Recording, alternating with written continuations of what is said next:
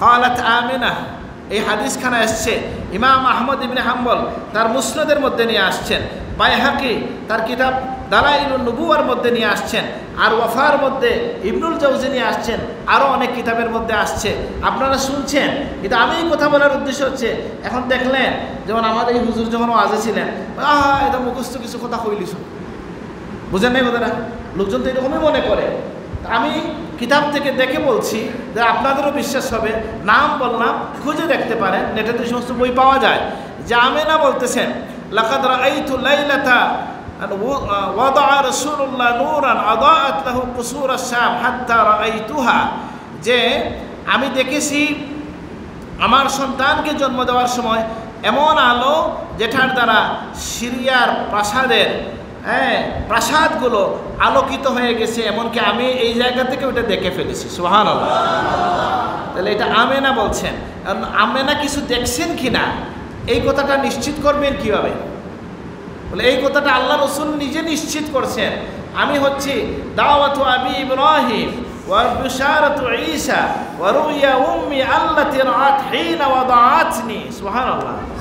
আমার কাছে তো এটা আরো বেশি গুরুত্বপূর্ণ যে হযরত নবী করিম সাল্লাল্লাহু আলাইহি ওয়াসাল্লাম নিজে বলছেন যে আমি হচ্ছি, এই হাদিসখানা পড়ে শোনাই আপনাদেরকে, পড়ব।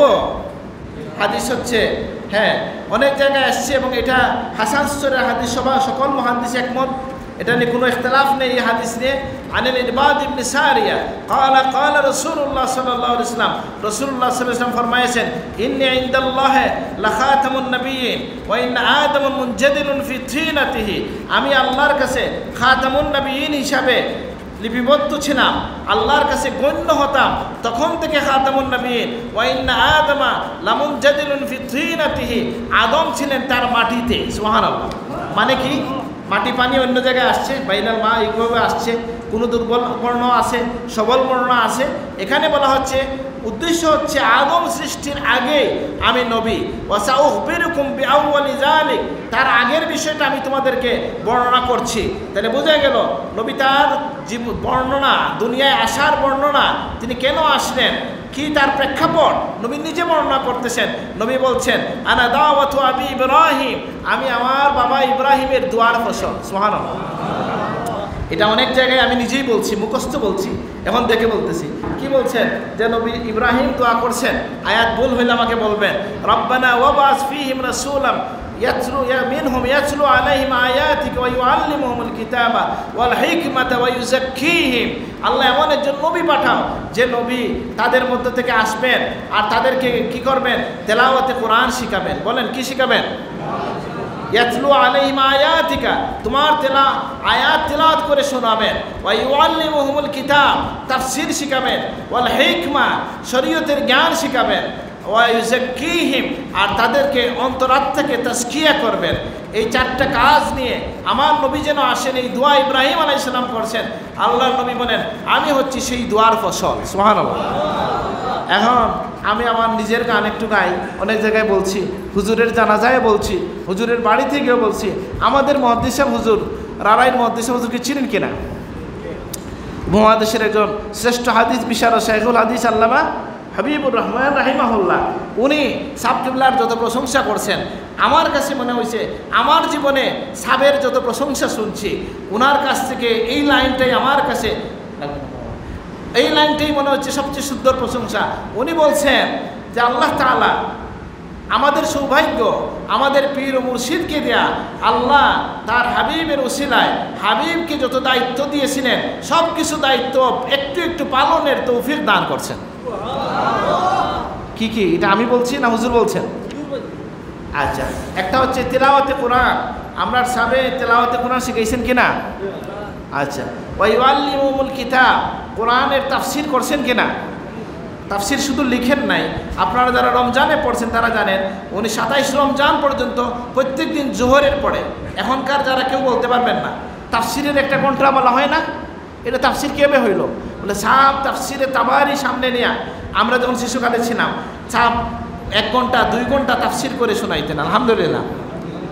আসে কিনা তাফসীর?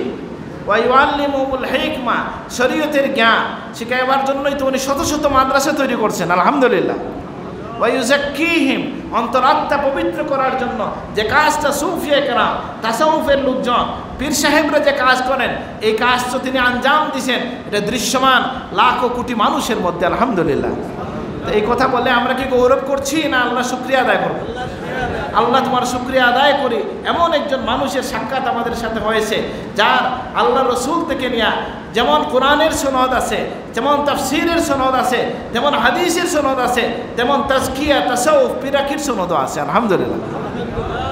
তাহলে কি হচ্ছে বলে আল্লাহর নবী বলছেন আমি ইব্রাহিমের দুয়ার ফসল ও বিশারাতু ঈসা, ঈসার যে শুভ সংবাদ দিচ্ছেন যে ইয়াতি মিন বাদি ইসমুহু আহমদ, আমার পরে একজন নবী আসবেন তার নাম হবে আহমদ, সেই বিশারতের ফসল। ওয়া রুইয়া উম্মি আল্লাতী রাআত, আমার মা যেটা দেখছেন সেটার ফসল। ওয়া কাযালিকা উম্মাহাতুল নবিয়্যিন ইয়ারিন বা ইউরাইন, যেটাই বলেন মজহুল করে বলতে পারেন যে নবীদের মাদেরকে এভাবে দেখানো হইতো, অথবা নবীগণের মারা এইভাবে দেখতেন। সুবহানাল্লাহ। তাহলে মা আমেনা কিছু একটা দেখছেন, এটা বোঝা গেল কিনা? বোঝা নেই। তিনি যে দেখছেন এই কথাটা কে স্বীকৃতি দিলেন? স্বয়ং রাসূলুল্লাহ স্বীকৃতি দিয়েছেন। সুবহানাল্লাহ। এখন আমি কেন বলছি এই কথাটা? আমার কোনো ভাইয়ের মনে আসতে পারে নাউজুবিল্লাহ, আমেনা আব্দুল্লাহ আমেনা বলতেছে নাউজুবিল্লাহ, এই কথা বলতেও চাই না। নবীর আব্বা আম্মার সামনে বেয়াদবি কথা বলে না অনেক লোকে, বলতে পারে ওনারা তো নবীকে পান নাই, সাহাবী ছিলেন না, তাহলে ওনাদের কথা গ্রহণযোগ্য হবে কিনা? বলে এই কথা তো আর নবীর কথা, আমিনার কথা থাকে না, এটা নবীর কথা হয়ে গেছে। সুবহানাল্লাহ। নবী বলছেন আমার মা যা দেখছেন তার ফসল হচ্ছে আমি। সুবহানাল্লাহ।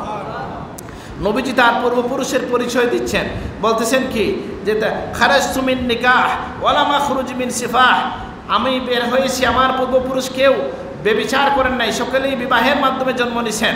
ও মিল্লাতুন আদম ইলা আন ওয়ালাদানি আবি ওয়া উম্মি, আমার পিতামাতা জন্ম দেওয়া পর্যন্ত আমার পূর্বপুরুষ কেউ কোনো ধরনের বেবিচারে ছিলেন না, বিবাহের মধ্য দিয়ে তাদের সন্তান জন্মগ্রহণ করেছে। সুবহানাল্লাহ।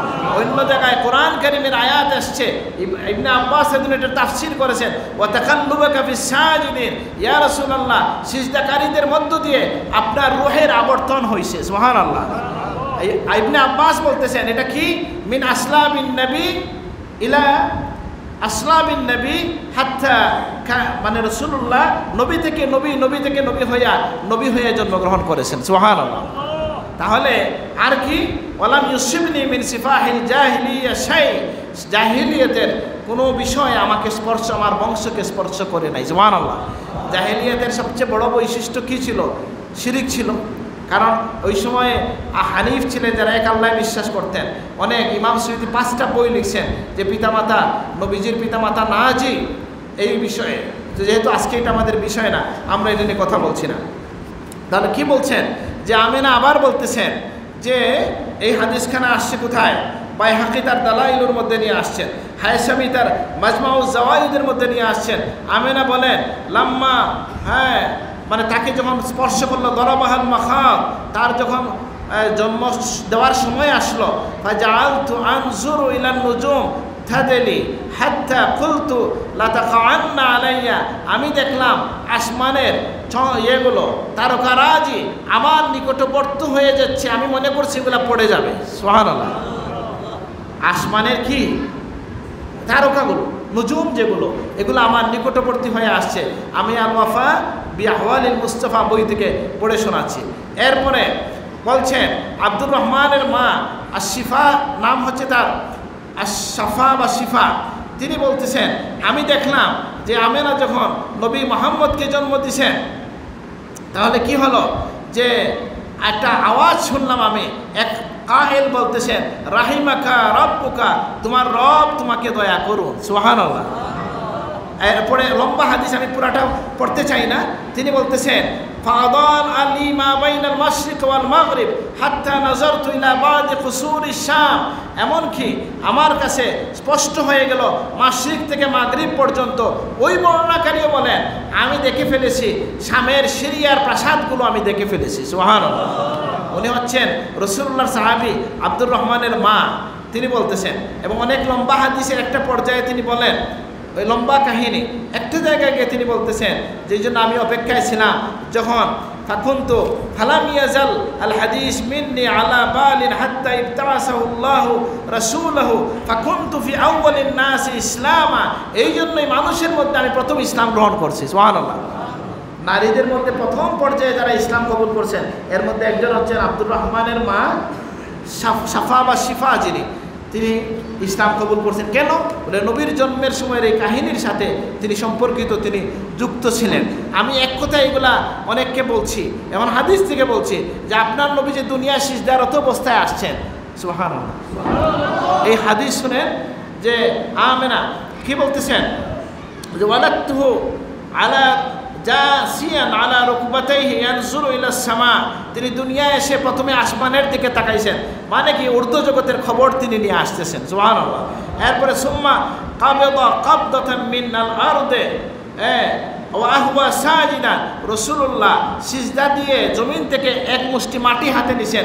উলামায়ে কেরাম এটার ব্যাখ্যা করেন যে সারা জমিন যে আল্লাহর রাসূলের পদতলে চলে আসবে, হাতের মুঠোয় চলে আসবে, এই জন্মের পরে এটার দিকে ইশারা করা হয়েছে। সুবহানাল্লাহ। জানেন কিনা, এটা আপনারা বুঝেন কিনা, বিস্ময়কর ঘটনা হচ্ছে যে সমস্ত ইউরোপিয়ানরা, এমনকি যারা ওরিয়েন্টালিস্ট আছে, যারা প্রাচ্যবিদ আছে, সবাই খুব বিস্মিত যে এমন একজন নবী যার কোনো শিক্ষক ছিল না, যার লকব হচ্ছে উম্মি, যিনি আনলেটার্ড ছিলেন, অক্ষর থেকে মুক্ত ছিলেন, কোনো সভ্যতার সাথে তার পারস্য এবং ইরান সভ্যতা মানে পারস্য সভ্যতা, রোমক সভ্যতার সাথে সম্পর্ক ছিল না। জাহিলি যুগের অন্ধকারচ্ছন্ন বিচ্ছিন্ন এই আরব, জাজিরাতুল আরবে যিনি জন্ম নিলেন, তার দাওয়াতের ফসল 23 বছরের দাওয়াতের ফসল হচ্ছে যে তার উম্মতের হাতে অল্প সময়ের মধ্যে, বাকি 30 বছরের মধ্যে, টোটাল অর্ধ শতাব্দীর মধ্যে সারা দুনিয়ার অর্ধজাহান আল্লাহর রসুলের গোলামদের হাতে চলে আসে। এটা কি ছোট কথা মনে করেন? বিষয়টা কেমন বলে, এবং তারা সারা দুনিয়াকে শাসন করছেন।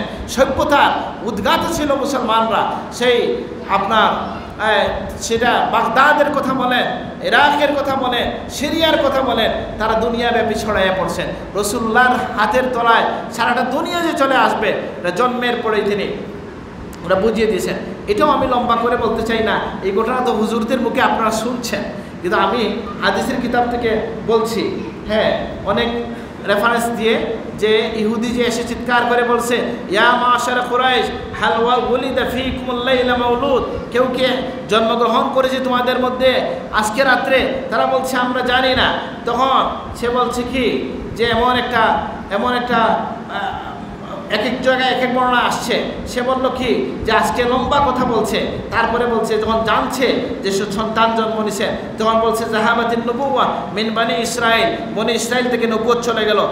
সে অন্য জায়গায় বলছে তলা তিন নজুম আল আহমদ, আহমদের চন্দ্র যেটা তারকা যেটা আসমানে এটা উদিত হয়েছে, মানে এই নবীর জন্ম হয়ে গেছে। সুবহানাল্লাহ। তাহলে আপনার নবী সব সময় নবী, শিশুকালেও নবী, এবং এটা তাকে চিনত।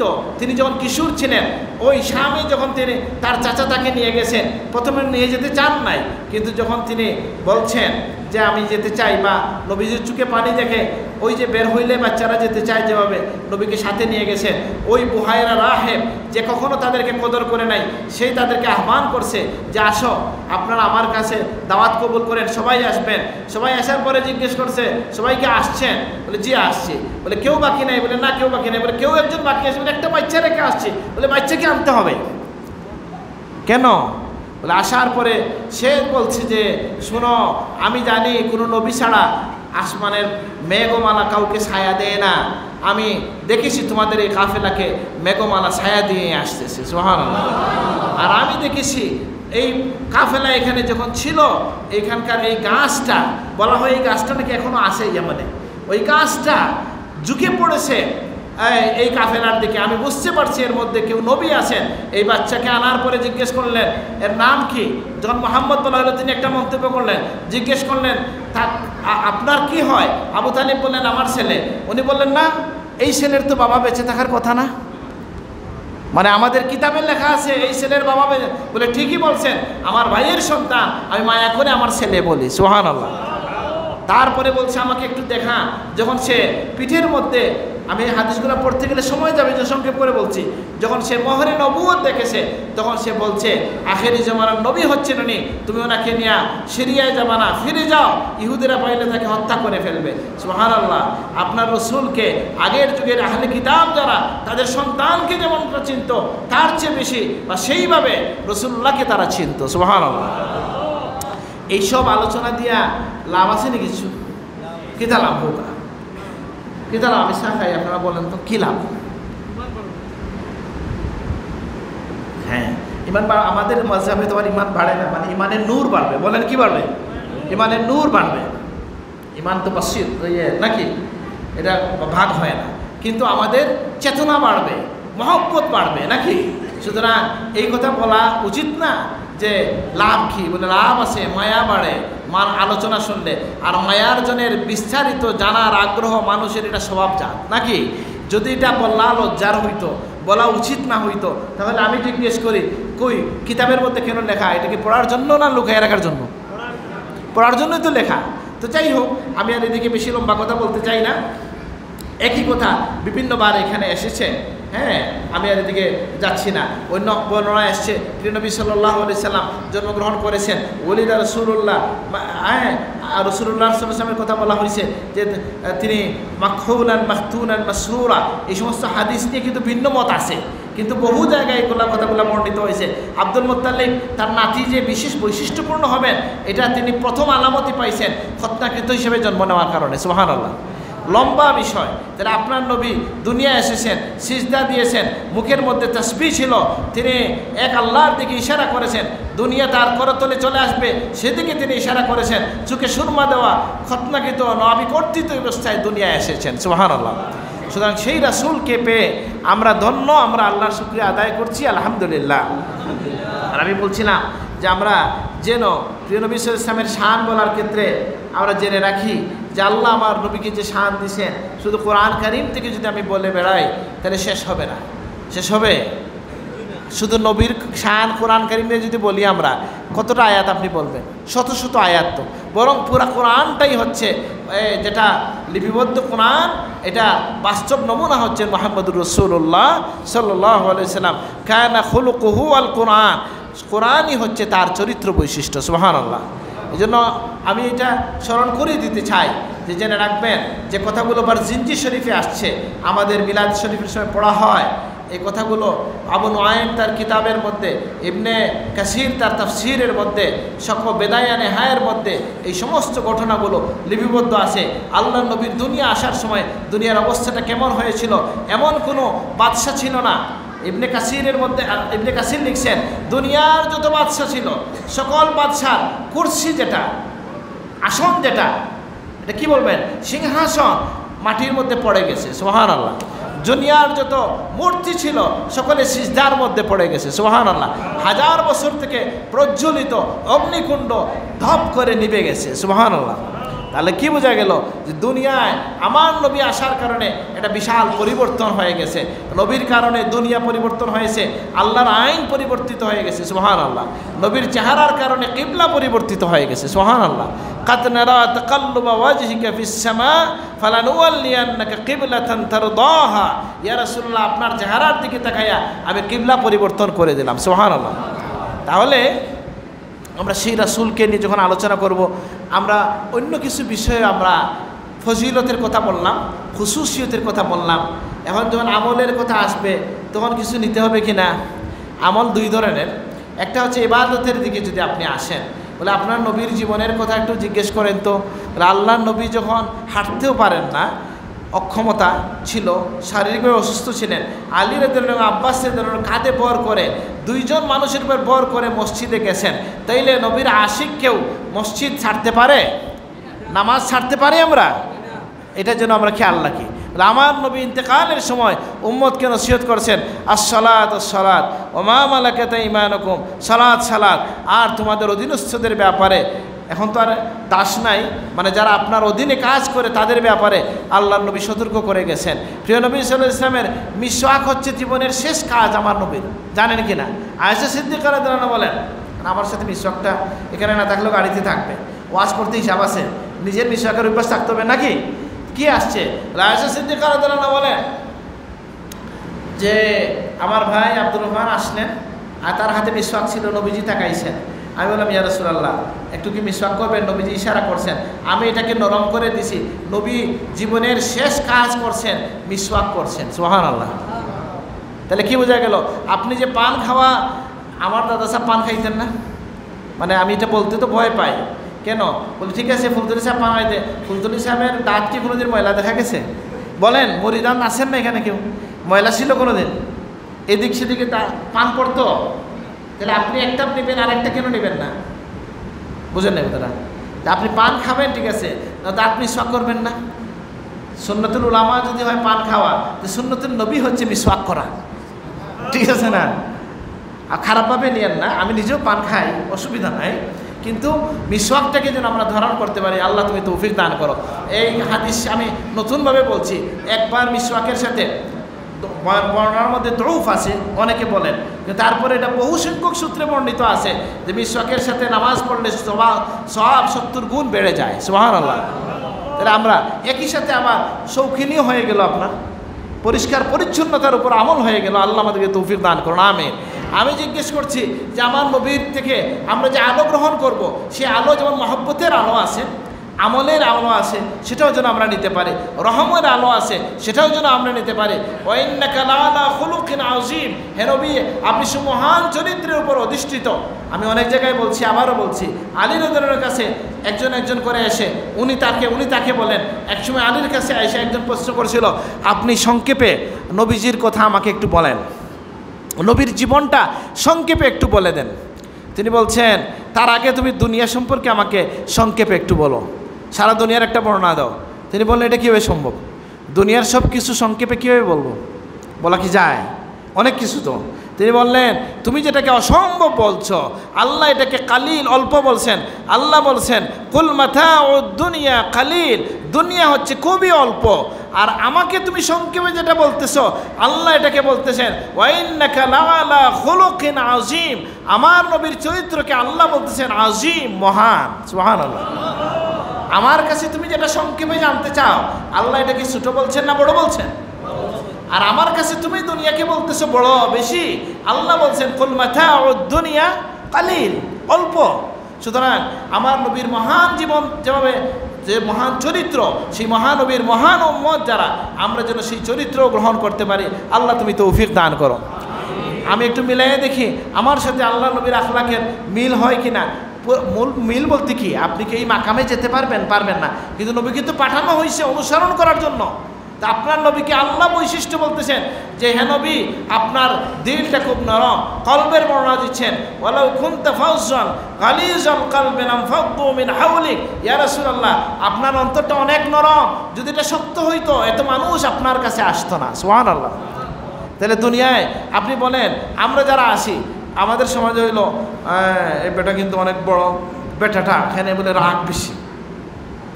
সমাজে কিভাবে দেখা হয় যে রাগী লোকরেই মানুষ ভয় করে, এটাই দুনিয়ার নিয়ম। ভয় করে ইজ্জতের ভয়। এটা কি প্রকৃত ভয়, মহব্বতের ভয়? না। আপনার রসুলকেও তো মানুষ ভয় করতেন কিভাবে? বলে সেই ভয়টা ছিল মহব্বতের ভয়, সেই ভয়টা ভালোবাসার ভয় ছিল, সেটা রৌবের ভয় ছিল। আবার রসুল্লাহর বৈশিষ্ট্য নবীজি নিজে বলতেছেন, আল্লাহকে বিশেষভাবে আমাকে কিছু গুণ দিছেন, এর মধ্যে একটা হচ্ছে নুসিরতু বির-রু'বি মাসিরাতা শাহরিন, আমার দুশমন আমার থেকে 1 মাস দূরের পথ থাকলেও আমাকে ভয় করে। সুবহানাল্লাহ। যে রসুল্লাহ নিজে বর্ণনা করতেছেন, সাহাবীকে ডাকলেন, সাহাবারা আসলেন, এই দেখো এই যে বসে আছে, সে আমাকে তরবারি ধরছিল। আমি গত শনিবারে এক জায়গায় এটা বলছি, তরবারি ধরছে, নবী ঘুমাইয়ে গেছিলেন যুদ্ধ থেকে এসে, তরবারি ছিল খোলা, ওটা ধরে নবীকে বলছে মাইয়ামনাউকা মিন্নি, বা আপনাকে কে আপনাদেরকে বাঁচাবে? নবী বলছেন আল্লাহ 3 বার, সালাসান 3 বার নবী বলছেন আল্লাহ আল্লাহ আল্লাহ। আল্লাহর নামের জালালিয়তের কারণে তার হাত থেকে তরবারি পড়ে গেছে। নবীজি যখন এটা তুলে ধরছেন, বলছেন তুমি কি এখন কে বাঁচাবে তোমাকে? সে বলছে আপনি খুব ভালো মানুষ, হ্যাঁ আপনি খুব ভালো। নবী বললেন তুমি কি আতাশহাদ আল্লাহ ইলাহা ইল্লাল্লাহ ওয়া আন্নী রাসূলুল্লাহ, তুমি কি বিশ্বাস করো যে আল্লাহ ছাড়া কেউ নাই আর আমি হচ্ছি রসুল? সে বলছে না, আমি এটা বিশ্বাস করি না। আর আপনি হলে কি করতেন? সে তো কল্লা কাটতেন নাকি? নবীজি বলছেন আচ্ছা। তো বলছে তাইলে আমি একটা ওয়াদা করব যে আমি আপনার বিরুদ্ধে আর অস্ত্র ধারণ করবো না, যারা আপনার সাথে যুদ্ধ করবে আমি তাদের সাথে যাব না, একটা ওয়াদা করলাম। নবীজি তাকে কি করলেন? ছেড়ে দিলেন। সে তার কওমের কাছে গিয়ে কি সাক্ষী দিল? জিতু মিন খায়রিন নাস, মানুষের মধ্যে শ্রেষ্ঠ মানুষ থেকে আমি এখন তোমাদের কাছে আসছি। সুবহানাল্লাহ। আমার নবী যে খায়রুন নাস, এই বর্ণনা কে দিচ্ছে? একজন কাফেরও বলতেছে যে হাতের মুঠোয় তিনি আমাকে পেয়ে আমাকে ছেড়ে দিয়েছেন, ক্ষমা করে দিয়েছেন। সুবহানাল্লাহ। আর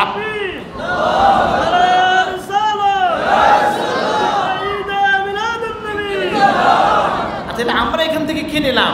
যে আমরা দিনের ব্যাপারে কঠোর হব, ঠিকই আছে, হ্যাঁ, কিন্তু এখন আপনার এই মসজিদে ঢোকার সময় কারোর সাথে যদি পা পাড়া লেগে যায়, তো এখানে দ্বন্দ্ব শুরু হয়ে যাব। আমি দেখি তো ভাই এগুলো মসজিদে বাচ্চাকে বলছে, আর বাচ্চার মাসলাটা আসলে ক্লিয়ার হওয়া দরকার। এটা জানেন কি না, যে বাচ্চা বুঝে না, প্রস্রাব করে দেয়, বেশি কথা বলে, অন্য মানুষের নামাজে ডিস্টার্ব দেয়, সেই বাচ্চা কিন্তু আপনি মসজিদে আনার নিয়ম নাই, কারণ ফিতনা হয়। অতি ছোটো বাচ্চা যদি হয়, যে বাচ্চা প্রস্রাব করবে এটা সেটা পাগল বাচ্চা, কিন্তু কেউ যদি বাচ্চা নিয়ে আসে, ছোটো ছোটো বাচ্চারা কিছু ঝামেলা করতে তো পারে নাকি? আর আপনি এটা নিয়ে গিয়ে পরে একটা রায়ট হয়ে যাবে। আমি পাইছি তো, একসাথে নামাজে দাঁড়িয়েছে, বাচ্চা নিয়ে কি একটা হয়েছে কথাবার্তা, পরে বাইরে গিয়া বিশাল মাইল লেগে গেছে। কেন ভাই? আপনি তো সেই নবীর উম্মত যিনি তার দুশ্মনকেও মাফ করতে পারতেন, মসজিদে এসে কেউ এই দ্বন্দ্ব লাগে? তাহলে আমরা আল্লাহ নবীর সেই আলো সিরাজাম মুনিরা, আমার দাদা সাহেব এটার ব্যাখ্যা দিয়েছেন। আমাদের লন্ডনে ব্রিটেনে একটা মসজিদ হয়েছে সিরাজাম মুনিরা, নাকি জানেন না? এটার কাহিনী জানেন? যে তারা আইসা আমাদের আপনাদের এই এলাকারই, কোথায় আসছে আমি এটা এলাকা জানি না, বালাগঞ্জেরই আমাদের মাহবুব চৌধুরী সাহেব, ওনারা জমজমের গ্রুপের মালিক, ওনারা আমাদের সাব্বির ভাই, এরা আরও জসিম ভাই, অনেকেই আছেন, তারা কয়েকজন, হ্যাঁ, নানু ভাই, এরা, আমি সবাইকে, অনেকের সাথে আমার দেখা হয়েছে, তারা মিলে উদ্যোগ নিছেন মসজিদ করবেন। আর বড় সাহেবকে এসে বলছেন যে বড় সাহেব আমরা খেয়াল করছি মসজিদটা আপনার নামে দেব। বড় সাহেব বলছেন আমাকে একটু সুযোগ দাও। চিন্তা করে বলছেন না, এটা হবে সিরাজাম মুনিরা, রাসূলুল্লাহ নামে মসজিদ হবে। আলহামদুলিল্লাহ। তো যাই হোক, সিরাজাম মুনিরার একটা ব্যাখ্যা আমার দাদা সাপ দিতেন। সেটা কি বলে, রাসূলুল্লাহকে সিরাজাম মুনিরা, প্রদীপ্ত দ্বীপ বলার মধ্য দিয়া ছোটো করা হইল কিনা? বলে এটা কি বাতি বলা হয়েছে? সিরাজাম ওয়াহাজা বলা হয় নাই, এটা প্রদীপ্ত দ্বীপ। দ্বীপ বলতে কি বোঝায়? বাতি। বলে বাতি দিয়ে কী বোঝানো হয়েছে? বলে এক বাতি থেকে 1000 বাতি নেওয়া যায়, মূল বাতির আলো কমে না কমে? মোমবাতি একটা থেকে লাখো বাতি জ্বালাইতে পারবেন। ঠিক সেইভাবে আমার নবীর নূর থেকে দুনিয়ায় কিয়ামত পর্যন্ত মানুষ আলো গ্রহণ করতে পারবে। সেই আলো কখনো ইমানের আলো হবে, সেই আলো আমলের আমল হবে, সেই আলো দয়ার আলো হবে, সেই আলো দানের আলো হবে। সুবহানাল্লাহ। আপনার নবী হচ্ছেন আজওয়াদুন নাস, মানুষের মধ্যে সবচেয়ে দানশীল। লা ইয়াখাফুল ফাকরা বা ফাকা, যেটাই বলেন, রাসূলুল্লাহ ভয় করতেন না, দারিদ্র্যের ভয় করতেন না। সুবহানাল্লাহ। সেই নবী যাকে এসে বলছে আমাকে দেন, নবীজি 2 পাহাড়ের মধ্যস্থিত সকল ছাগল একজনকে দিয়ে দিয়েছেন। সুবহানাল্লাহ। একদিন রাসূলুল্লাহ এক মুষ্টি বোঝায় মাল নিয়ে বসছেন আর দান করছেন, দান করছেন, দান করছেন, এক সময় শেষ হয়ে গেছে। তখন আসছেন একজন, এসে ইয়া রাসূলুল্লাহ আমাকেও দেন। নবীজি বলছেন অমুক দোকান থেকে কর্জ, আমার নামে কর্জ নিয়ে যাও। সুবহানাল্লাহ। একজন এসে বলছেন, দাঁড়ায় বলছে ইয়া রাসূলুল্লাহ দান করা ভালো, তার মানে কর্জ করেও দিতে হবে?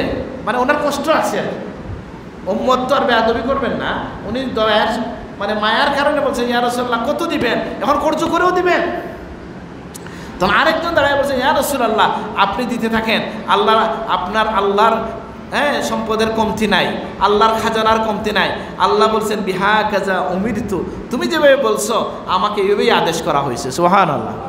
আপনার কথা আপনার জীবনে দেখেন আল্লাহ ওয়াদা করছেন নবীর উম্মতের জন্য কি, ওয়া আনফাকতুম মিন শাইইন ফাহুয়া ইখলিফু, তুমি যা কিছু দান করবা এর বিনিময়ে আল্লাহ দুনিয়ায় তোমাকে দিয়ে দিবেন। সুবহানাল্লাহ। বুঝেন না কথাটা? তো আমাদের নিজের গল্প করলে রেকর্ড হইলে এই জন্য সমস্যা, অনেক গল্প মনে হয় করা যায় না। বলবো? তা আমি এক জায়গায় গেছি, যাওয়ার পরে গেছি কোথায়, মুফতি আমিনুল ইসলাম রহমতুল্লাহ আলাইহির ইসালে সব। তা আমার গিয়ে মনে হইল যে কিছু শরীক হওয়া দরকার, বুঝেন নাই? তো আমার কাছে 3000 টাকা ছিল, আমি এটা দিছি। এই যে গল্প করলাম, আমার সব যদি কমে, আল্লাহ যেন সব না কমে, বলেন আমিন। তা আমি একটু দিয়ে দিলাম। আইসা বসছি আমার ইউনিভার্সিটির অফিসে।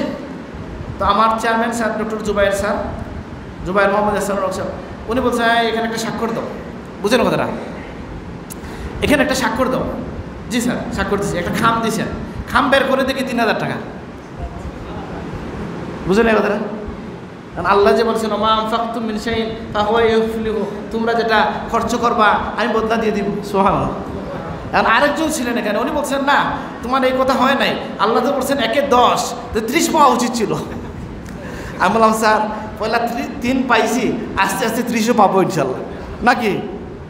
অবশ্যই পাবে 30। আপনি তো বলতে পারবেন না কীভাবে আসবে, কীভাবে আসবে এটা আপনি বলতে পারবেন না। তাহলে আল্লাহ নবীর একটা বৈশিষ্ট্য। কতক্ষণ বলবো মৌলানা? আরও 10 মিনিট শেষ করি, আমি একটু দূর যাবো আর কি। তা আপনারা এত সুন্দর হয়ে বসছেন, আমাদের কথা কেন লোকজন শুনে আমি তো বুঝি না। কোনো চিল্লা চিৎকার তো আমরা করতে পারি না, হাউ খাও করতে পারি না, হাতও তুলাইতে পারি না। আপনারা একটা জিনিস লক্ষ্য করছেন কিনা, আমাদের তরিকায় বড় সাহেব কোনোদিন হাত তুলে কোনো শপথ নিছেন হইছে? আমার আব্বাজানকে দেখছেন, মাইজুম সাহেবকে, মুফতি সাহেবকে? এটা আমাদের তরিকায় বিশেষভাবে এটা করা হয় না। এটা একটা কারণ আছে। যেমন ধরেন আজকে আমি বললাম সবাই হাত তুললেন না, বলা হইলো হাত তুলে আর জীবনে ফজরের নামাজ মিস করবেন না, আজকেই গিয়ে মোবাইল দেখে মিস হয়ে গেছে। তাহলে তখন লাভ হয়েছে কি জানেন? 2টা হয়েছে। ফজর মিস হওয়া 1 গুণা হয়েছে, ওয়াদা মিস করছেন 1 গুণা হয়েছে। বুঝেন না কথাটা?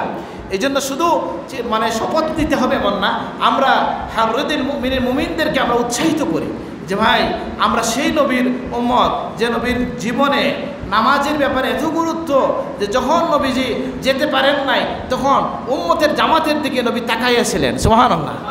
যে আমি যাইতে পারি নাই, আমি আমাকেও ওয়াজ করতেছি, আমরা যেন জামাতের সাথে নামাজটা আদায় করতে পারি। আল্লাহ তৌফিক দান করো। সাহাবায়ে কেরাম কি করছেন যে নামাজ রেখে রাসূলুল্লাহর চেহারার আলোর দিকে তাকাইয়াছেন। একজন বলতেছেন আমার কাছে মনে হয়েছে রাসূলুল্লাহর চেহারা কোরআন শরীফের একটা পাতার মতো। সুবহানাল্লাহ। মানে নুরানি মনে হয়েছে। তো সেই নবী যখন জামাতে যাইতে পারেন নাই জামাতের দিকে তাকাইয়াছিলেন, আর যখন সুযোগ হয়েছে 2 জনের উপর ভর করে চলে গেছেন। নবীজি দানশীল ছিলেন, আজওয়াদুন নাস, সবচেয়ে বেশি দানশীল ছিলেন। আমরা যেন নিজের জীবন থেকে অমিম্মা রাযাকনাহুম ইউনফিকুন, নিজের রিজিক থেকে মানুষকে কিছু দিতে পারি। আল্লাহ আমাদেরকে তৌফিক দান করুন। আপনার নবী সৃষ্টির প্রতি দয়াশীল ছিলেন, সৃষ্টির প্রতি দয়ার জন্য উৎসাহিত করেছেন। বলছেন কি তোমরা যে প্রাণী যেটা খাও, কুলুহা সালিহা ওয়ারকাবুহা সালিহা, এটার উপর যখন বাহন হও তখনও এটার সাথে সদাচরণ করবে, যখন জবাই করবে তখনও তাকে ভালোভাবে জবাই করো, কষ্ট দিও না। সুবহানাল্লাহ। আলেমরা কুরবানির সময় ওয়াজ করেন না যে বুতা বলেন? নিশ্চয়ই আমাদের আলেমরা তো বলেন, আমি শুনছি, নিজেই শুনছি যে বুথা যন্ত্র দিয়া জন্তু জবাই করা, কুরবানি করা মাকরুহ। কেন? আপনার নবী বলছেন প্রাণীকে কষ্ট দেওয়া যাবে না। এখন অনেক জায়গায় দেখছি এগুলো মানে না যে একটা প্রাণীর সামনে আরেকটা প্রাণীকে জবাই করা যাবে না, পর্দা দিতে হবে। আমাদের যে বড় সাহেব যেখানে শত কুরবানি দেওয়া হয় এতিমখানায়, সেখানে কিন্তু পর্দার ব্যবস্থা আছে। একটা গরু দেখতে পারবে না, একটা গরুকে কুরবানি করা হচ্ছে, তারও অধিকার আছে। আলহামদুলিল্লাহ যে এখন প্রাণীর অধিকার নিয়ে জাতিসংঘ এটা সেটা কথা বলতেছে। আমরা বলি সবাই যখন ঘুমেছিল, খবর ছিল না, 1450 বছর আগে আমার রাসূলুল্লাহ আমাদেরকে এগুলো শিখাইয়া দিয়েছেন। আলহামদুলিল্লাহ। শিখাইছেন কিনা প্রাণীর অধিকার?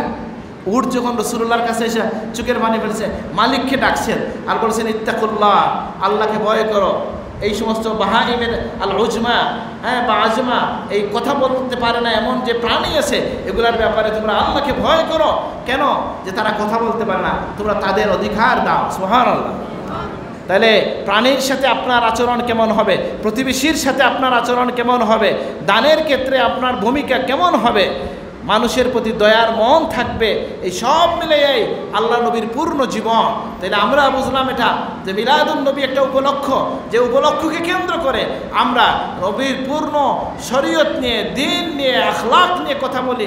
উদ্দেশ্য হচ্ছে আমাদের সমাজটা যেন আল্লাহ রসুলের আখলাকে, গুণে, সময় নবীজির আলোয় আলোকিত হয়ে যায়। আল্লাহ তুমি কবুল করো। আমি আমার কথা সংক্ষেপ করতে চাই যে আমরা শুকরিয়া আদায় করব যে আল্লাহ আমাদেরকে এমন নবী দিয়েছেন যে নবীর কথা যুগে যুগে স্মরিত হয়েছে। সৃষ্টির আগে থেকে যে নবীর কথা আলোচিত, যে নবীর উম্মত হওয়ার জন্য মূসা আলাইহিস সালাম আকাঙ্ক্ষা ব্যক্ত করেছেন বলে একটা বর্ণনা পাওয়া যায়, যে কারণে আল্লাহ তাকে সান্ত্বনা দিয়েছেন যে তুমি এগুলো তোমাকে যে নবী বানাইছে এটা নিয়ে খুশি থাকো। এই জন্য আমরা বলি কি, নবী না হয়ে দুনিয়ায়, না হয়ে ফেরেশতা খুদা হয়েছে উম্মত তোমার, তার তোরে শুকর 1000 বার, লাখ বার, কোটি বার আলহামদুলিল্লাহ। সেই মহব্বত আমরা লালন করে আল্লাহ এই আশা করব যে আল্লাহ নবী আমাদের জন্য, তার উম্মতের জন্য যে সমস্ত নবী এই উম্মতকে যে সকল বিশেষ বৈশিষ্ট্য দেওয়া হয়েছে, এর মধ্যে একটা হচ্ছে উম্মতের কবিরা গুনাহগার যারা, তাদের জন্য আল্লাহর হাবিব সুপারিশ করবেন। সুবহানাল্লাহ। শাফাআতি লি আহলিল কাবাইর মিন উম্মতি। আচ্ছা, আপনাদেরকে আমি বলি, অনেক ঘটনা আছে আপনি শুনছেন, আপনার হৃদয়ে ছুঁয়ে যায় নাই, কিন্তু আমি একজন অমুসলমানের সাক্ষাৎকার শুনলাম। আচ্ছা ভাই, আমার তো ফেসবুক নাই, আমি ঢুকি নাই এখনো, হয়তো ঢোকা লাগবে, এমন একটা সমস্যা, প্রত্যেক দিন এমন কিছু আসে যে দেখার প্রয়োজন। এই ইদানিংকালে কি একটা বক্তব্য কে আজকে কালকে দিছে, ঝামেলা চলতেছে, সবাই আমাকে পাঠায়, আমি দেখতে পারি না। পরে বলছি ভাই ডাউনলোড করে পাঠান যাতে দেখা যায়, বুঝলেন না? তো অসুবিধা হয়েছে, কিছু অসুবিধা হয়, কিন্তু যে যতটুকু বাঁচে থাকা যায় আর কি। যেহেতু আপনার ফেসবুক আছে, ইউটিউব যদি থাকে, তাহলে ভালো কিছু দেখেন, ঠিক আছে না? যেমন একজন মুসলমানের সাক্ষাৎকার আমি শুনলাম, সেই সাক্ষাৎকারে সে বলতেছে, আপনি দেখেন যে আল্লাহ নবীর জীবনের প্রতিটা ঘটনা উম্মতের জন্য শিক্ষণীয়। আপনি শুনে গেছেন, মনোযোগ দেন নাই। একজন মুসলমানকে জিজ্ঞাসা করা হয়েছে, আমার নবীর জীবনের কোন ঘটনা আপনাকে সবচেয়ে বেশি টাচ করছে, স্পর্শ করছে, আপনার হৃদয় ছুঁয়ে গেছে, সবচেয়ে ভালো সুন্দর ঘটনা কোনটা? তিনি কি বলছেন? তিনি বলছেন, আমার কাছে রাসূলুল্লাহর জীবনের সবচেয়ে টাচি ঘটনা হচ্ছে এটা, যে রাসূলুল্লাহর আপন চাচা, সবচেয়ে প্রিয় চাচা, আর একই সাথে দুধ ভাই, বয়স তো সমান কাছাকাছি, হামজা রাদিয়াল্লাহু আনহু। সুয়াইবিয়ার স্তন পান করছেন নবীজিও, হামজাও নাকি রাদিয়াল্লাহু আনহু, সাইয়্যিদুশ শুহাদা। সেই হামজাকে যিনি কতল করছেন, যিনি চোখ উপড়ায় ফেলছেন, তার অঙ্গ প্রত্যঙ্গ কেটে ফেলছেন, আর নাক কেটে ফেলছেন, হিন্দ বিনতে উতবা কে যে রাসূলুল্লাহ মাফ করে দিয়েছেন, এটাই আমাকে সবচেয়ে বেশি মুসলমান হওয়ার ক্ষেত্রে অনুপ্রাণিত করেছে। সুবহানাল্লাহ। সেই হিন্দা যে তার আপন চাচাকে, সবচেয়ে প্রিয় চাচাদের একজনকে, উহুদের ময়দানে রাসূলুল্লাহ খুবই দুঃখিত হয়েছেন। সেই মহিলা যখন রাসূলুল্লাহর করতলগত হলো, মক্কাতে মক্কার পরে রাসূলুল্লাহ তাকে একটা ঠুকাও দিলেন না, তাকে একটা কটু কথাও বললেন না, তাকেও মাফ করে দিলেন। সুবহানাল্লাহ। আচ্ছা, আর কয়েকজন বেয়াদবি করছিল রাসূলুল্লাহর সামনে, যেদেরকে বলছেন মাফ করা হবে না, ও খোদা, এই লোকও আসছে, নবী তাকেও মাফ করে দিয়েছেন। সুবহানাল্লাহ। যাকে 4-5 জনকে ঘোষণা করা হয়েছে এদের মাফ নাই, এদের মধ্যে একজন অবগুণ্ঠন গায়ে ফজরের সময় এসে বলছেন, ইয়া রাসূলুল্লাহ, কাব যদি আপনার কাছে চলে আসে, আপনি তার সাথে কেমন ব্যবহার করবেন? হ্যাঁ, যদি আসে, ইসলাম কবুল করে, মাফ করে দেব। তিনি সাথে সাথে অবগুণ্ঠন সরাই বলছেন, ইয়া রাসূলুল্লাহ, আমি হচ্ছি কাব বিন জুহাইর, আমি সাক্ষী দিচ্ছি আল্লাহ এক, আপনি রসুল। সুবহানাল্লাহ। রাসূলুল্লাহ যে তাকেও ক্ষমা করছেন, উনি খুশি হয়ে গেলেন। লম্বা একটা কবিতা পড়লেন, বানাত সুআদ ওয়া কলবুল ইয়াওমা মাবথুলু, লম্বা কবিতা পড়তে পড়তে পড়তে একটা পর্যায়ে এসে বললেন, উমবিতু আন্না রাসূলুল্লাহ আও আদানি ওয়াল আফু ইনদা রাসূলিল্লাহ মাকমুল। আমাকে সবাই ভয় দেখাইছে, রাসূলুল্লাহ আমাকে ভয় দেখাইছেন যে হত্যা করা হবে। আমি জানি রাসূলুল্লাহর কাছে গেলে অবশ্যই মাফ পাওয়া যাবে। ইন্না রাসূলাল্লাহি লানূরুন ইউস্তাদাউ বিহি সাইফুন মুহান্নাদুন মিন সিয়ুফিল্লাহিল মাসলুল। বিভিন্নভাবে আসছে যে রাসূলুল্লাহ আল্লাহর নূর, এমন নূর, ইন্না রাসূলাল্লাহি লানূর, রাসূলুল্লাহ এমন নূর, ইউস্তাদাউ বিহি, যেটা থেকে আলো গ্রহণ করা যায়। সুবহানাল্লাহ। তো নবীকে সাহাবী নূর বলছেন না, বলেন নাই? এখন নূর বললে মাইল লেগে যায় না, তাই অসুবিধা নেই। লানুরুন ইউসতাদাউ বিহি সাইফুন মুহান্নাদুন মিন সিয়ুফিল্লাহিল মাসলুল। এই লাইনে একটা ভুল আছে। তো আল্লাহর তরবারি সমূহের মধ্যে হিন্দি তরবারি, তো রাসূলুল্লাহ খুশি হইয়া তাকে চাদর দিয়ে দিলেন। সুবহানাল্লাহ। এটাকে বলা হয় কাসিদাতুল বুরদা ফিল ইয়াকজা। সজাগ অবস্থায় রাসূলুল্লাহ কবিতা শুনে খুশি হইয়া চাদর দিয়ে দিয়েছেন। সুবহানাল্লাহ। আর আরেকজনকে ঘুমের মধ্যে খুশি হইয়া চাদর দিছেন, ওইটাও কসিদাতুল বুরদা, ওইটা ঘুমে স্বপ্নে তিনি উঠে দেখছেন তার গায়ের মধ্যে রাসূলুল্লাহর চাদর। সেটা জানেন তো? আয়েশা বলছেন, ইয়া রাসূলুল্লাহ, রাসূলুল্লাহ বলছেন বুসিরি, কবিতা পড়ে শোনাও। কোনটা শোনাবো ইয়া রাসূলুল্লাহ? অনেক তো লিখছি। বলে যে কবিতার মধ্যে আসছে হুয়াল হাবিবুল্লাজি লিকুল্লি হাউলিম মিনাল আহওয়ালি মুখতাহামি, এই কবিতা যে মকবুল কবুল, এটার একটা আলামত হলো দুনিয়ার যে প্রান্তে মুমিন মুসলমান আছে গিয়ে একটু বললে সবাই বলতে পারে সুবহানাল্লাহ।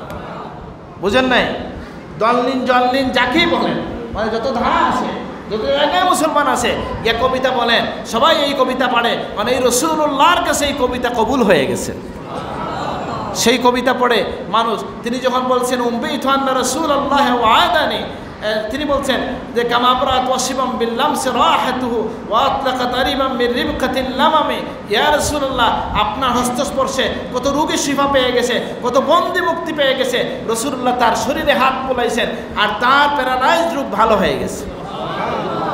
তাহলে বোঝা গেল আমরা নবীর শানে কখনো কবিতা বলবো, কখনো বক্তব্য দেব, কখনো ইয়া নবী সালামু আলাইকা বলবো, নাকি? এই সব কিছু মিলিয়ে আমরা সত্যিকার অর্থে এই মুখের কথাগুলো যেন বুকে চলে যায়। আল্লাহ তুমি কবুল করো, আমিন। আমাদের পীর মুর্শিদকে আল্লাহ তাআলা যেভাবে আশিকে রসুল হিসেবে কবুল করছেন, আল্লাহ আমাদের হিসেবে কবুল করেন, আমিন। মুখের কথা আর বুকের কথা এক হওয়া কঠিন আছে, নাকি? আল্লাহ চাইলে হইতে পারে। আল্লাহ যেন আমাদের সকলের হৃদয়ে রাসূলুল্লাহর প্রেম আল্লাহ তুমি জাগ্রত করে দাও, বৃদ্ধি করে দাও, আমিন।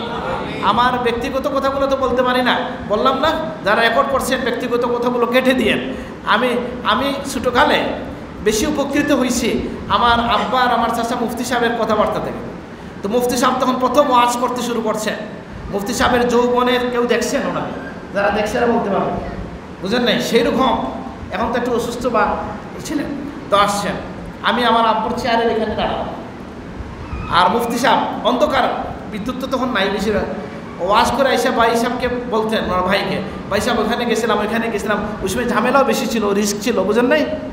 তো আইসা বলতেছেন, ভাই সাহেব আমি একদিন যাচ্ছি, মানে ওই যে গতদিন গেলাম সাতকে এক জায়গায় গেছি, আর আমি নৌকার মধ্যে বসা, আর যখন মিছিল দিছে আশিকে রাসূলুল্লাহ, আমার চোখ পাইয়া পানি চলে আসে। মানে এই পরিচয়টা পাইয়া, এই যে আমাকে এই পরিচয় দিচ্ছে, এইটা খুশিতে চোখের পানি চলে আসছে, সুবহানাল্লাহ। তা এই জন্য বলছিলাম পারিবারিক আলোচনাও মানুষকে রোমাঞ্চিত করে, এটা আমি এত ছোটোকালে শুনছি কিন্তু আমার মনে আছে যে তিনি এই কথাটা বলছেন। তো আমি বলছিলাম যে আমরা রাসূলুল্লাহর সত্যিকারের ভালোবাসা লালন করি যদি, তাহলে মনে রাখবেন এই হৃদয়ে আর গুনার চিন্তা আসবে না, বুঝেন না এই কথাটা? মনকে গুনাহ থেকে বাঁচানো, সন্তানকে কিভাবে আপনি আপনার সন্তানকে বাঁচাবেন গুনাহ খাতা থেকে, নিজে কীভাবে বাঁচবো আমরা এটা বিশ্বাস করি যে হৃদয়ে রাসূলুল্লাহর প্রতি ভালোবাসা সত্যিকার অর্থে আছে, নবীর প্রেমের কান্না আছে, সেই হৃদয়ে গুনাহ স্থান করতে পারবে না। এই জন্য রাসূলুল্লাহর আদর্শ প্রেম জাগ্রত করার জন্য মিলাদুন্নবীর মাসকে আমরা কাজে লাগাইতে চাই। আল্লাহ তুমি তৌফিক দান করো, আমিন। আল্লামা ইকবালের ভাষায় বলছি, ইকবাল বলছেন তব তাবে বুদগর্দ আজম নারসুদ সুজ গদাজে মন কে এক নিগাহে মোহাম্মদ আরবি কসদ হিজাজে মন, যে আমার বন্ধুরা জিজ্ঞেস করে পাশ্চাত্যের চাকচিক্য, তুমি এত পাশ্চাত্যে ঘোরাঘুরি করছো, ডক্টরেট নিছো, তারা তোমাকে সার উপাধি দিছে, এত কিছুর পরে তোমার হৃদয়ের গভীরে কেন পাশ্চাত্যের চাকচিক্য কোনো ছাপ ফেলতে পারলো না? তিনি বলেন, শোনো, আমার হৃদয়ের লাগাম ছিল মোহাম্মদ আরবির হাতে, সুবহানাল্লাহ। উর্দুতে এই কথা বলা হয়েছে কি, যে খিরা না কর সকে মুঝকো মগরিব কি দাও দানিশ কে আঁখ মে সুরমা তা মেরে খাকে মদিনা, সুবহানাল্লাহ। আমাকে পাশ্চাত্য নিতে পারে নাই, আমার চোখে সুরমা ছিল, মদিনার মাটির সুরমা ছিল, সুবহানাল্লাহ। আমরা আল্লাহর কাছে দোয়া করি, আল্লাহ আমাদের চোখেও মদিনার মাটির সুরমা লাগাই দেন, আমিন। যে ওইজা নাজারতু ফামা আরা ইল্লা কার, বলছেন কিনা? ওইজা সামিতু ফানকে কাওলান তাইয়্যিবা ওইজা নাজারতু ফামা আরা ইল্লাকা, ইয়া রাসূলুল্লাহ আপনার কথা ছাড়া আর কোনো কথা এই কান শুনতে চায় না, আর আপনি ছাড়া আর কাউকে দেখতে চায় না, সুবহানাল্লাহ। আমাদের হৃদয়টা মনটা এইভাবে হয়ে যাক, আল্লাহ তুমি কবুল করো, আমিন। আল্লাহুম্মা আমিন। রব্বানা তাকাব্বাল মিন্না ইন্নাকা আনতাস সামিউল আলিম ওয়া তুব আলাইনা ইন্নাকা আনতাত তাওয়াবুর ربنا ظلمنا أنفسنا وإن لم تغفر لنا وترحمنا لنكونن من الخاسرين ربنا عليك توكلنا وإليك نبنا وإليك المصير আল্লাহ জিন্দগির तमाम খাতা কসুরি মাফ করে দেন আল্লাহ আমাদেরকে দুনিয়া আখিরাতের ভালাই নসিব করে দেন ইয়া আল্লাহ আপনার হাবিবের মহব্বত আমাদের অন্তরে গালিব করে দেন আল্লাহ আমাদেরকে গুনাহ থেকে বাঁচায় রাখেন গুনাহমুক্ত জীবন নসিব করে দেন আল্লাহ চোখের গুনাহ জবানের গুনাহ মনের গুনাহ থেকে বাঁচায় রাখেন আল্লাহ اللهم إني أعوذ بك من شر السمع ومن شر بصري ومن شر لساني ومن شر قلبي ومن شر مني يا الله আমাদের আব্বা আম্মাকে মাফ করে দেন যারা দুনিয়ায় আছেন নেক হায়াত দেন দোয়া নেওয়ার তৌফিক দান করেন ইয়া আল্লাহ যারা চলে গেছেন গরিবকে রহমত করেন রব্বির হামহুমা কামা রব্বায়ানি সগীরা আমাদের সন্তানদের জিন্দগি উজালা করে দেন আল্লাহ আমাদের মধ্যে যারা অভাবগ্রস্ত অভাব দূর করে দেন আল্লাহ যারা বেরোজগার আছেন আল্লাহ রুজির দরওয়াজা খুলে দেন ইয়া আল্লাহ আল্লাহ যারা ঋণগ্রস্ত আছে ঋণ আদায় করার তৌফিক দান করেন আল্লাহ বিদেশে যারা আছে আল্লাহ ইমান আমানে সালামত রাখেন ইয়া আল্লাহ আমন আফিয়তের সাথে রাখেন ইয়া আল্লাহ আজকের এই মাহফিলকে কবুল করে নেন ইয়া আল্লাহ এই মাহফিলের আয়োজকদেরকে কবুল করে নেন আল্লাহ সাহায্যকারদেরকে দুনিয়া আখিরাতে সাহায্য করেন আল্লাহ আল্লাহ দুনিয়ার দিকে দিকে আপনার এই মজলুম উম্মতকে সাহায্য করেন ইয়া আল্লাহ আজ করে গাজা ফিলিস্তিনের মুসলমানদেরকে সাহায্য করেন আল্লাহ ভারতের মুসলমানদেরকে সাহায্য করেন ইয়া আল্লাহ আমাদের দেশটাকে হেফাজত করেন ইয়া আল্লাহ ভাই ভাই সে মিল্লামিশে থাকার তৌফিক দান করেন ইয়া আল্লাহ আপনার বান্দা যার মনে যেন এক মাকসাদ আছে পূর্ণ করে দেন ইয়া আল্লাহ আমাদের সামনে যত মঞ্জিল আছে ইজ্জতের সাথে পার করে দেন ইয়া আল্লাহ ও ফাউযু আমরি ইলাল্লাহ ইন্নাল্লাহা বাসীরুম বিল ইবাদ সুবহানা রাব্বিকা রাব্বিল ইজ্জাতি আম্মা ইয়াসিফুন ওয়া সালামুন আলাল মুরসালিন আল্লাহ কিয়ামতের ভয়াল দিনে আপনার হাবিবের সুপারিশ নসিব করে দেন আল্লাহ অন্ধকার কবরে আপনার দয়ার চাদর দিয়ে আমাদেরকে ঢেকে রাখিয়েন আল্লাহ আল্লাহ আপনার গোপন দয়া দিয়ে আমাদেরকে ধারণ করেন ইয়া আল্লাহ ইয়া খাফিয়াল লুতফি আদরিকনি বিলুতফিকাল খাফি আল্লাহুম্মা আসরনা বিসতরিকাল জামিল সুবহানা রাব্বিকা রাব্বিল ইজ্জাতি আম্মা ইয়াসিফুন ওয়া সালামুন আলাল মুরসালিন والحمد لله رب العالمين آمين آمين